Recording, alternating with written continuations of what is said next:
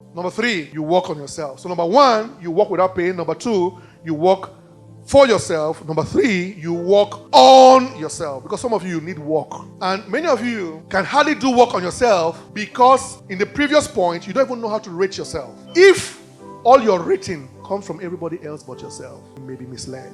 If you truly rate yourself, you will invest time on working on yourself. And the first thing you want to build is build skill. Skill is acquired gifts. Let me explain that. Many of you claim that when they gave birth to you, you had the natural gift of singing. But the people that we listen to on radio are not just people who had gifts in singing. They are people that have trained themselves in singing. They have committed 8 hours to rehearsal in spite of their gift.